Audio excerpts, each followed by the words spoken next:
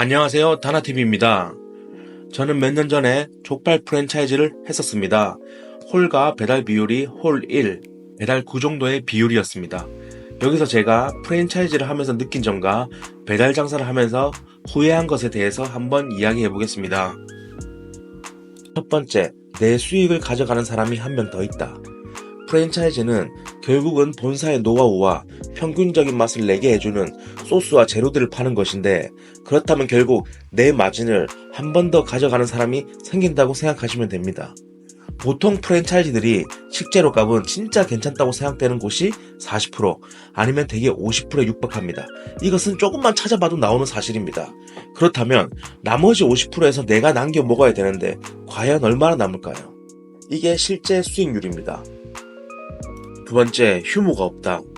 이렇게 해서 열심히 장사를 해봤자 남는 것이 별로 없습니다. 남는 것이 별로 없다는 것은 매출을 더 늘려야 된다는 뜻이고, 매출을 더 늘려야 한다는 것은 휴무를 잡기가 어렵게 됩니다.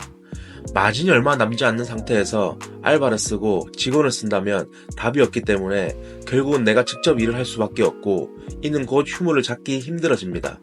어쩌다가 휴무를 하루 잡았다고 하더라도 밀린 일을 한다거나 은행을 간다거나 가족과 시간을 보내야 하기 때문에 온전히 쉬는 것조차 힘이 듭니다. 즉, 돈을 주고 감옥에 들어가는 무한의 굴레에 빠지게 되는 것입니다. 세 번째, 그래도 많이 버는 곳이 있다. 실제로 많이 벌어가는 사장님들이 있긴 있습니다. 하지만 어떤 분야라도 상위 10% 이내에 들어간다면 돈을 법니다. 이것이 함정입니다. 잘하는 사람들, 즉 상위 10%는 프랜차이즈를 하더라도 돈을 법니다. 하지만 이런 분들은 개인 창업을 하셔도 돈을 많이 버실 분들입니다. 프랜차이즈를 하는 이유가 결국은 내가 초보기 때문에 하는 것인데, 초보가 상위 10%에 진입한다? 이것은 불가능에 가깝습니다. 네 번째, 내가 실제로 나가는 돈을 계산하지 않는다. 대부분의 초보 창업자분들이 수익률을 계산하지 않습니다. 초보다 보니 수익률을 제대로 분석하는 방법도 모릅니다. 수익률을 분석할 때 나누는 항목들이 있는데, 인건비, 임대료, 원가율, 공과금, 세금, 기타 잡비 등등, 이것을 정확하게 계산을 하고 내가 얼마를 팔아야 얼마가 남고 이것을 계산을 했어야 하는데 계산조차 하지 않습니다. 저는 배달 장사를 했을 때 계산을 정확하게 했다면 진작에 때려치웠을 겁니다. 혹시 아직도 계산을 못하신 분들이 있다면 꼭 계산을 해보시기 바랍니다.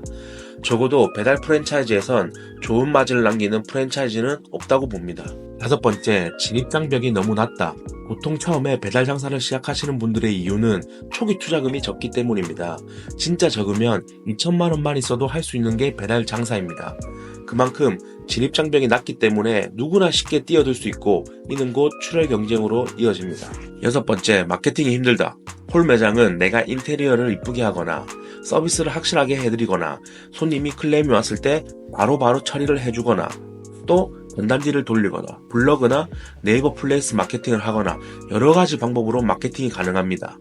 하지만 배달은 사실상 배민의 독점이기 때문에 배민 랭킹 상위권에 올라가는 방법이 없습니다.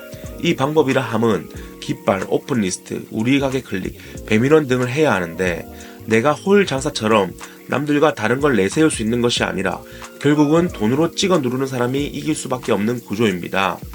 옆에서 배달비 무료로 하면 나도 배달비 1,000원이라도 낮춰야 하고, 다른 배달 매장이 깃발을 많이 꽂으면 나도 하나라도 더 꽂아야 하는 아주 잘못된 구조입니다. 제가 배달 장사를 하면서 느낀 점 6가지입니다.